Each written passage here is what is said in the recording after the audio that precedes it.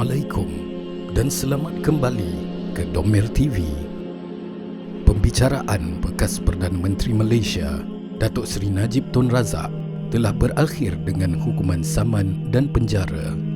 Manakala isterinya, Datin Seri Rosmah Mansor juga telah dijatuhkan hukuman saman dan penjara.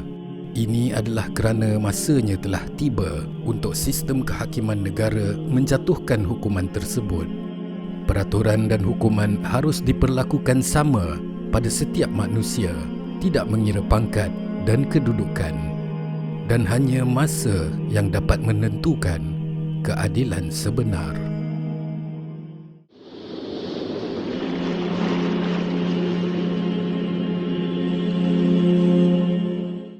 Bismillahirrahmanirrahim. Wal 'asr.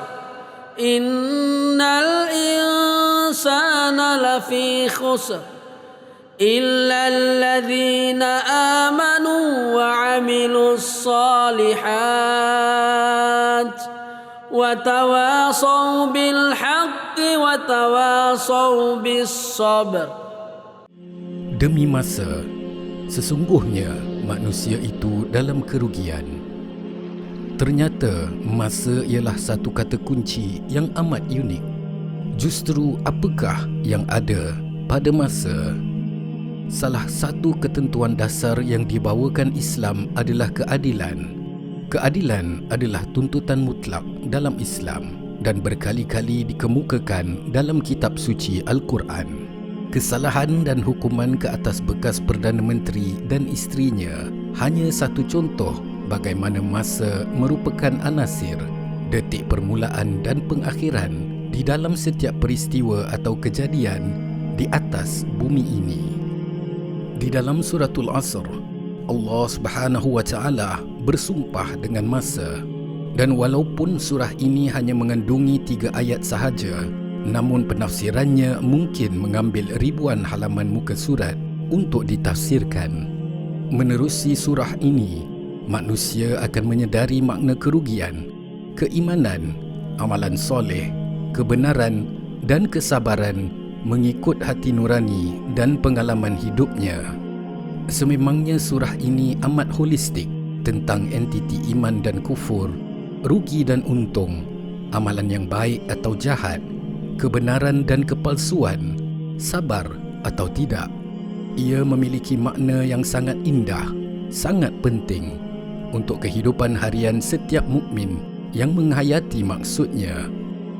Manusia yang beragama, malah yang berintegriti terhadap dirinya, mengetahui semua rukun hidup amaran Allah ini, sama ada sifat benar dan salah, sifat jujur atau menyeleweng, berkata ya untuk semua yang baik dan benar, dan berkata tidak untuk semua yang salah.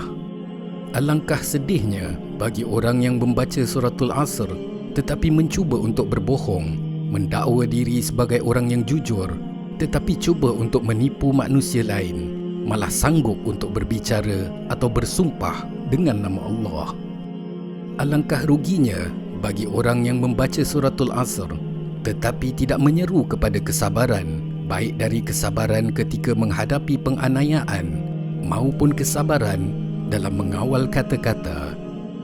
Sebagai manusia biasa, kita memang tidak mengetahui sama ada seseorang itu benar atau tidak. Seperti kes Datuk Seri Najib Tun Razak dan isterinya, kita harus berpegang dengan apa yang telah diputuskan oleh mahkamah. Kita harus akur dengan ijtihad manusia yang melaksanakan undang-undang ini. Polemik yang lahir daripada keputusan mahkamah adalah perkara yang sangat biasa. Tiada beza dengan hukuman ke atas Datuk Seri Anwar Ibrahim dalam kes liwatnya. Malah perkara sebegini bukan terhad kepada negara Malaysia sahaja, tetapi berlaku di seluruh dunia. Begitulah sifat manusia. Setiap sosok ahli politik sudah tentu mempunyai penyokong setia. Namun jangan kita membiarkan polemik ini menakluk diri kita. Jauhkan diri daripada hidup dalam kerugian, khusr, seperti peringatan Allah dalam surah Al-Asr. Dan jangan pula kita menjadi ejen-ejen yang menyebarkan kebencian, lalu berpesan-pesan sesama manusia mengenai perkara-perkara yang palsu. Biarlah kata-kata yang keluar daripada kita menjurus kepada kesabaran, bukan menjadi pembakar semangat orang lain untuk bermusuhan. Masa, kerugian, iman, amal soleh, kebenaran dan kesabaran. Bacalah makna dan inspirasi sepenuhnya Suratul Asr dan suluh kembali hati nurani serta pengetahuan diri sendiri. Ingatlah bahawa dunia ini hanya sementara dan hanya akhirat yang kekal.